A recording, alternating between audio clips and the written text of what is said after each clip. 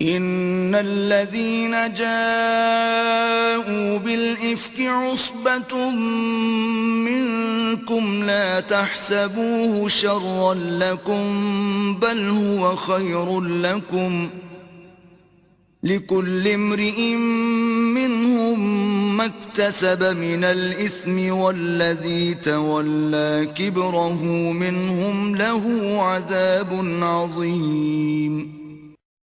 بے شک جن لوگوں نے عائشہ صدیقہ طیبہ طاہرہ رضی اللہ عنہا پر بہتان لگایا تھا وہ بھی تم ہی میں سے ایک جماعت تھی۔ تم اس بہتان کے واقعے کو اپنے حق میں برا مت سمجھو بلکہ وہ تمہارے حق میں بہتر ہو گیا ہے۔ ان میں سے ہر ایک کے لیے اتنا ہی گناہ ہے جتنا اس نے کمایا، اور ان میں سے جس نے اس بہتان میں سب سے زیادہ حصہ لیا اس کے لیے زبردست عذاب ہے۔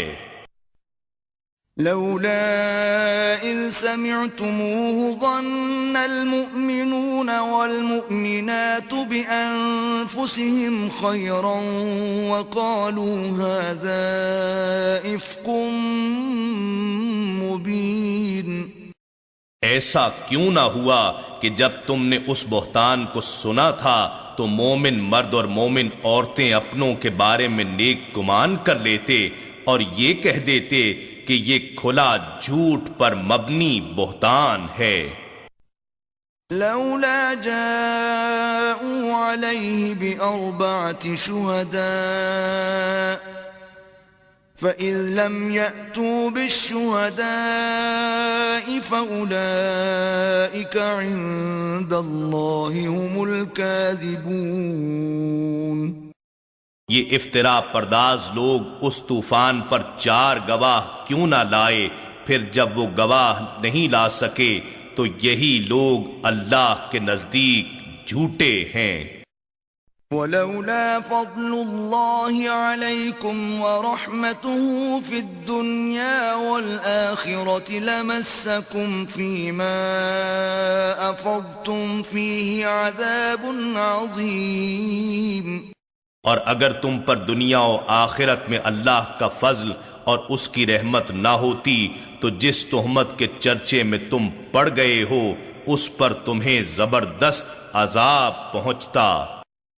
إذ تلقونه بألسنتكم وتقولون بأفواهكم ما ليس لكم به علم وتحسبونه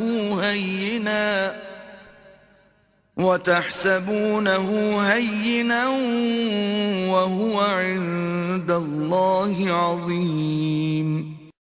جب تم اس بات کو ایک دوسرے سے سن کر اپنی زبانوں پر لاتے رہے اور اپنے منہ سے وہ کچھ کہتے رہے جس کا خود تمہیں کوئی علم ہی نہ تھا، اور اس چرچے کو معمولی بات خیال کر رہے تھے، حالانکہ وہ اللہ کے حضور بہت بڑی جسارت ہو رہی تھی۔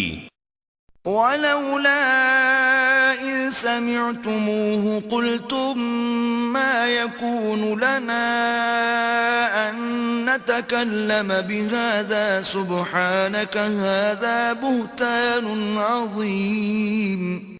اور جب تم نے یہ بہتان سنا تھا تو تم نے اسی وقت یہ کیوں نہ کہہ دیا کہ ہمارے لیے یہ جائز ہی نہیں کہ ہم اسے زبان پر لے آئیں، بلکہ تم یہ کہتے کہ اے اللہ تو پاک ہے اس بات سے کہ ایسی عورت کو اپنے حبیب مکرم صلی اللہ علیہ وآلہ وسلم کی محبوب زوجہ بنا دے، یہ بہت بڑا بہتان ہے۔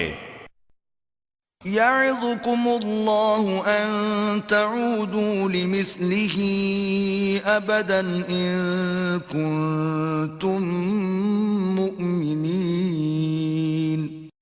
اللہ تم کو نصیحت فرماتا ہے کہ پھر کبھی بھی ایسی بات عمر بھر نہ کرنا اگر تم اہل ایمان ہو۔